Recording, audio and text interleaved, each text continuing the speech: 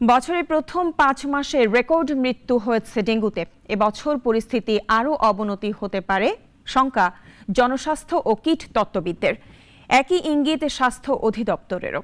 গ্রামের পরিস্থিতি নিয়ে উদ্বেগ আরও বেশি। আনোয়ার হোসেনের রিপোর্ট। ২০০০ সালে দেশে প্রথম এডিস মশাবাহিত রোগ ডেঙ্গু শনাক্ত হয়। দুই যুগে নিয়ন্ত্রণ তো দূরের কথা, দিন দিন বাড়ছে প্রকোপ। স্বাস্থ্য অধিদপ্তরের হিসেবে এবছর প্রথম ৫ মাসে ডেঙ্গুতে হাসপাতালে ভর্তি ও মৃত্যু ছাড়িয়েছে অতীতের সব রেকর্ড। এ পর্যন্ত হাসপাতালে ভর্তি ছাড়িয়েছে ২৫০০ আর মৃত্যু ৩২ জন। এই মৃত্যু গেল বছরের হিসেবে ২.৫ গুণ বেশি। বিগত ২২ বছরের রেকর্ডকে ক্রস করেছে। তার মানে ২০২৩ সাল খুব একটা আতঙ্কের বছর ছিল ডেঙ্গুর জন্য। ২০২৪ সালে এসে সেই আতঙ্ককে অনেক জায়গায় দ্বিগুণ করে ফেলেছে।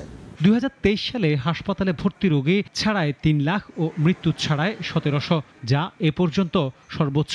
এবছর কোন দিকে যাচ্ছে পরিস্থিতি? আমরা আশঙ্কা করছি যে এবছর ডেঙ্গুর সংক্রমণের মাত্রা কিছুটা বৃদ্ধি পেতে পারে। তবে এ ব্যাপারে স্বাস্থ্য অধিদপ্তর প্রথম থেকেই আমরা একটা সুনির্দিষ্ট পরিকল্পনা নিয়ে এগিয়ে যাচ্ছি। আগে ডেঙ্গু শুধু শহরের রোগ ছিল, এখন তার বিস্তার গ্রামান্তরে, বরং ঢাকার বাইরে এর প্রাদুর্ভাব বেশি। বারবার তাগাদার পরও এডিস মশা নিয়ন্ত্রণে সেই অনুযায়ী প্রয়োজনীয় উদ্যোগ নেই জেলাগুলোতে। জনস্বাস্থ্যবিদরা তাই ঢাকা ও ঢাকার বাইরের পরিস্থিতি নিয়ে দুই ধরনের শঙ্কার কথা জানিয়েছেন।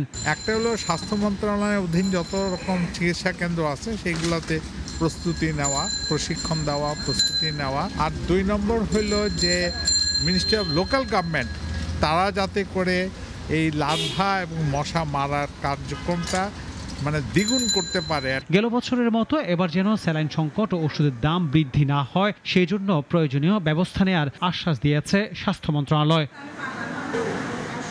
আনোয়ার হোসেন, নাগরিক, ঢাকা। ওয়ালটন ফ্রিজ কিনে অনেকের মতো আপনিও হয়ে যেতে পারেন মিলেনিয়াল। সেরা পণ্যের সেরা অফার।